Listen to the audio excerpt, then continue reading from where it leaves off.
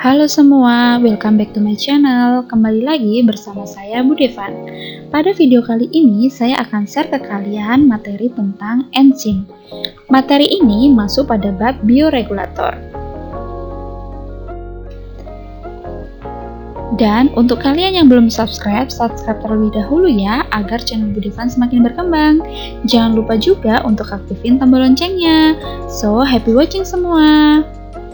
Bioregulator adalah katalisator yang bekerja terhadap proses-proses dari suatu sistem kehidupan.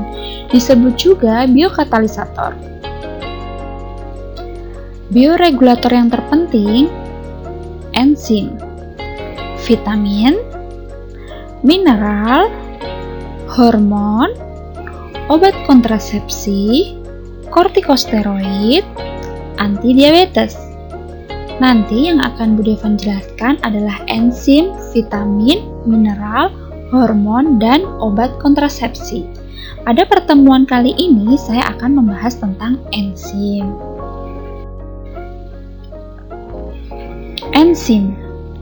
Enzim adalah senyawa organik, lazimnya protein yang dapat mengakibatkan atau mempercepat reaksi biokimia berdasarkan proses katalis.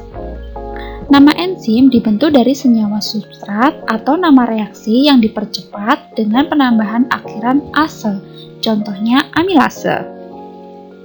Kerja enzim tergantung pada suhu, derajat keasaman, dan konsentrasi ion-ion.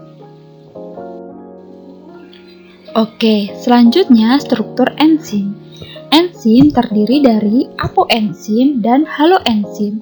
Apoenzim tersusun atas protein, sedangkan haloenzim tersusun atas protein dan non-protein atau kofaktor. Non-protein ini tersusun dua juga. Yang pertama prostetik, kedua koenzim. Prostetik artinya terikat kuat pada protein, sedangkan koenzim tidak terikat begitu erat pada protein.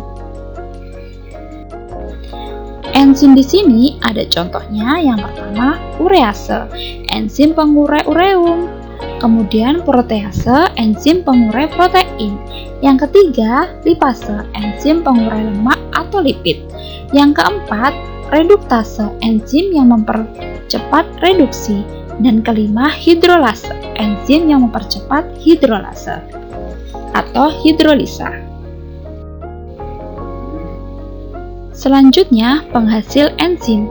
Enzim dihasilkan oleh yang pertama, mikroorganisme. Contohnya lipase, amilase, streptokinase. Yang kedua, tumbuh-tumbuhan. Contohnya papase dari karika papaya, protease dari ananas sativum. Dan gugus yang terkandung dalam enzim dapat dibedakan gugus protein dan gugus non-protein. Gugus ini sudah dijelaskan di struktur enzim tadi ya. Lanjut, fungsi enzim di dalam tubuh ada dua. Yang pertama, proses pencernaan dengan menguraikan lemak. Dan yang kedua, melindungi jaringan tubuh terhadap efek-efek enzim yang dihasilkan. Kegunaan dari enzim ada beberapa. Yang pertama, sebagai penolong dalam pencernaan. Kedua, membersihkan dan menyembuhkan luka. Yang ketiga, menghilangkan radang atau bengkak atau inflamasi. Yang keempat, sebagai antikoagulan. Yang kelima, sebagai pembantu dalam diagnosa. Efek samping dari enzim yaitu alergi. Alergi adalah sebagai reaksi terhadap streptokinase atas dasar enzim. Maksudnya protein yang merupakan antigen dan merangsang pembentukan antibodi. Contoh enzim. Yang pertama, enzim pankreas atau pepsin. Yang kedua, bromelin atau ananas. Yang ketiga, papase atau prolase. Enzim pankreas dan pepsin terdiri dari amilase, tripsin, dan lipase. Sedangkan bromelin, contohnya protease dari ananas sativum, berkhasiat juga sebagai anti radang. Yang ketiga, papase, yaitu enzim proteolitik yang didapat dari karika papaya, yang juga berkhasiat sebagai penghilang bengkak-bengkak atau anti radang atau antiinflamasi. Contoh enzim yang keempat yaitu streptokinase, yang kelima fibrinolisis. Streptokinase diperoleh dari bakteri Streptococcus hemolyticus, bersifat fibrinolitik. Penggunaannya trombosis koroner atau infrak jantung, menyembuhkan infeksi bernanah. Fibrinolisis diperoleh dari hasil penguraian enzim lain yaitu streptokinase terhadap profibrinolysis atau plasminogen yang ini. Spesialit dari enzim saya contohkan ada 3 ya. Yang pertama bromelin, papain, dan streptokinase.